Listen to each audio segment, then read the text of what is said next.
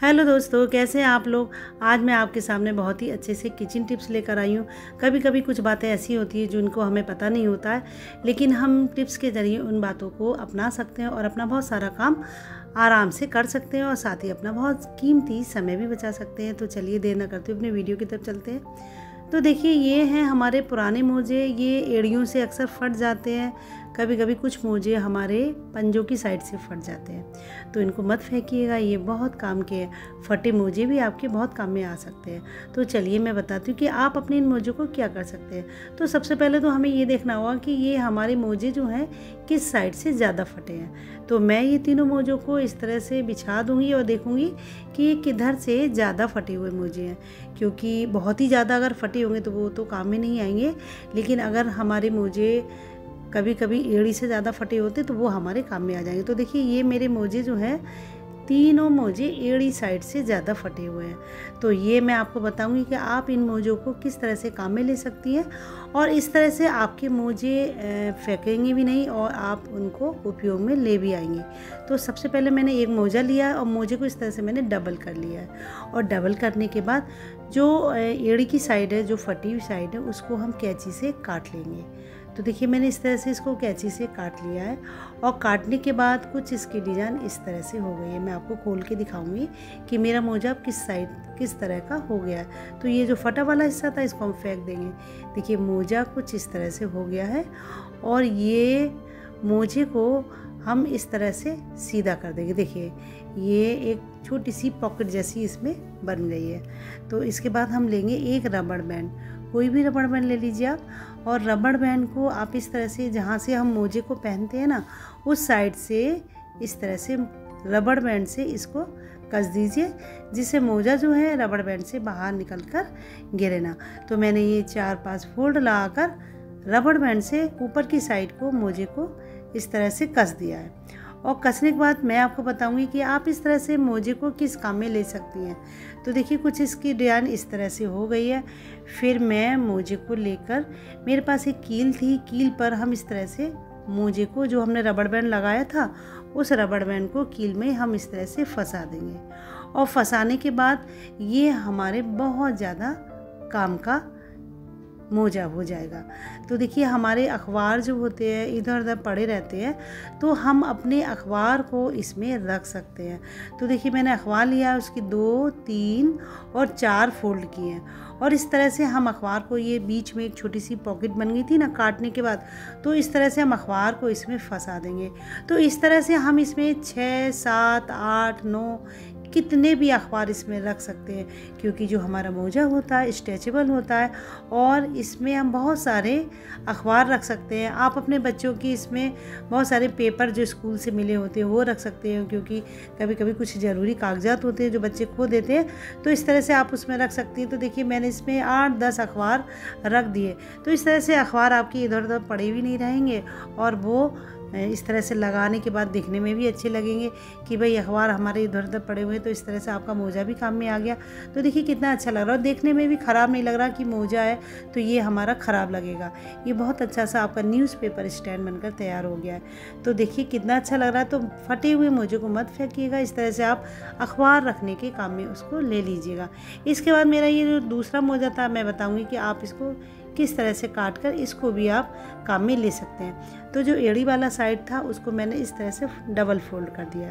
तो उसके बाद फिर मैं इसको इस तरह से एक राउंड शेप में इसको काट लूँगी। और काटने के बाद देखिए, इसकी डिज़ाइन कुछ इस तरह से हो गई है और ये भी हमारा बहुत सारा सामान टांगने के काम में आ सकता है। तो देखिए, मैंने इस तरह से इसको गोलाई लेते हुए इसको काट दिया है और काटने के बाद ये जो मोजा है हमारा दोनों साइड से आर पार हो गया है। पहले वाला जो मोजा हमने बनाया था उसमें पॉकेट जैसा बन गया था, अब ये हमारा जो मोजा है ये दोनों साइड से इस तरह से हो गया है और इसको भी हम इसी तरह से काम में लेंगे। तो जो ऊपर का हिस्सा है जहाँ से हम मोजे को पहनते हैं, उधर साइड में हम इस तरह से फोल्ड करते हुए कोई भी रबड़ बैंड ले लेंगे और 4-5 बार उसको इस तरह से फोल्ड कर देंगे। और फोल्ड करने के बाद देखिए, ये भी हमारा न्यूज़पेपर स्टैंड बनकर तैयार हो जाएगा और वो भी पहले वाले से भी ज़्यादा अच्छा। तो देखिए, इसको भी मैं कील पर इस तरह से टांग दूँगी और टांगने के बाद ये जो हमारा बीच का हिस्सा एकदम खाली बना था ना, उस पर हम अपने न्यूज़पेपर को इस तरह से लंबाई में लगा देंगे। तो इस तरह से देखिए न्यूज़पेपर आपका इधर उधर मारा पड़ा रहता है, गिर जाता है, फट जाता है, गल जाता है। तो इस तरह से आप मोजे को लीजिए, किसी भी कील पर उसको टांग दीजिएगा। और देखिए इसमें भी मैंने बहुत ढेर सारे अखबार इसमें लगा दिए और देखिए कितना अच्छा लग रहा है। लग ही ना रहा था कि ये हमारा फटा हुआ मोजा है, ये लग रहा है कि हमने वास्तव में कोई न्यूज़पेपर स्टैंड बनाया है। तो देखिए इस तरह से कितना अच्छा ये लग रहा है और गिर भी नहीं रहा है। इसको अगर आप हिलाएंगे तब भी ये गिरेगा नहीं, और जो हमने ऊपर रबड़ बैंड लगाई थी उससे अच्छे से कस गया। इसके बाद हमारी जो मैगज़ीन इधर उधर पड़ी रहती है वो भी हम इसमें लगा सकते हैं। तो देखिए मैंने 2 मैगज़ीन इसमें लगाकर आपको दिखाई है। तो देखिए है ना कितने काम की आपके फटे मोजे। आप इस तरह से अपने न्यूज़पेपर को उसमें लगा सकती हैं, अपनी मैगज़ीन्स को लगा सकती हैं, और जो भी आपके ज़रूरी कागज़ है उसमें लगा सकती हैं। और कैसी लगी टिप्स ज़रूर बताइएगा। इसके बाद मेरी अगली टिप्स है, देखिए हम जब गैस जलाते हैं हमारी गैस अक्सर लाल हो जाती है, उसका जो फ्लेम है वो लाल होने लगता है। तो मैं आपको बताऊंगी, मेरी गैस तो ज़्यादा नहीं हो रही है लाल, क्योंकि मैंने इसको अभी ठीक कराया, लेकिन इससे पहले मेरी गैस लाल हो जाती थी। तो मैंने जो टिप्स इसमें आजमाए वो मैं आपको बताऊंगी कि मैंने इसको कैसे ठीक किया है। तो इसके लिए हमने लिए कुछ बिंदियाँ, जो बिंदी आप अपने घर में लगाती है ना माथे पर, वही वाली बिंदी। तो बिंदी को हम जो फ्लेम पर इसकी गैस का जो बर्नर है इस पर रखेंगे, तो जो ऊपर की साइड में छोटे छोटे जो होल दिख रहे हैं, 2 साइड में होल होते हैं, तो ऊपर की साइड में हम ये बिंदियों को लगा देंगे। तो मैंने लगाने के लिए 6 से 7 बिंदी लिए हैं और उसको इस तरह से थोड़ी थोड़ी दूरी पर 6-7 बिंदियों को इस तरह से मैंने लगा दिया। मैं आपको पास से दिखाऊंगी। तो देखिए इस तरह से मैंने 6-7 बिंदी इस पर लगा दी है, और इस तरीके से आपका जो गैस है वो एकदम लाल हो जाती थी, वो बिल्कुल ठीक हो जाएगी। मेरी गैस बहुत ज़्यादा लाल हो जाती थी, मैंने इसको इस तरह से ये आप तरीका अपनाया तो मेरी गैस का जो बर्नर था एकदम सही जलने लगा। तो देखिए इस तरह से मैंने ये 6 बिंदियाँ इसमें लगा दी हैं, और लगाने के बाद अब हम गैस को ऑन कर देंगे। और गैस को ऑन करने के बाद हम गैस की फ्लेम को है ना बिल्कुल धीमा ही रखेंगे, और जो बिंदी हमने लगाई है उसको धीरे धीरे जलने देंगे। तो आप परेशान नहीं होइएगा, क्योंकि बिंदियों को इस तरह से लगाने से और गैस को जलाने से कोई भी नुकसान नहीं होगा। कभी कभी डर लगता है कि भाई ऐसा तो नहीं हमने बिंदी लगाई हो कहीं कुछ गैस रिसने लगे या हमारी जो है आग लग जाए, ऐसा कुछ नहीं होगा। इस तरह से देखिए धीमी हमने गैस रखी है, और धीमी गैस रखने के बाद हमारी जो बिंदियां हैं वो धीरे धीरे जलने लगी हैं, और बहुत ही धीरे धीरे ये बिंदी जली हैं, क्योंकि इसमें जो पीछे गम लगा हुआ था उसकी वजह से बिंदी ज़्यादा जली नहीं है। तो मैंने ये 5 मिनट बिंदियों को जलाया है, बहुत धीमी गैस पर इसको छोड़ दिया। और देखिए इसके बाद हम बिंदियों को हटा देंगे। तो कुछ बिंदी इसमें जल गई है और कुछ जो है इसमें जली नहीं है। तो हटाने के लिए मैंने कांटा लिया है, क्योंकि हाथ से हटाएंगे तो हमारा हाथ जल जाएगा, क्योंकि हमारा जो बर्नर है वो अभी भी गर्म है।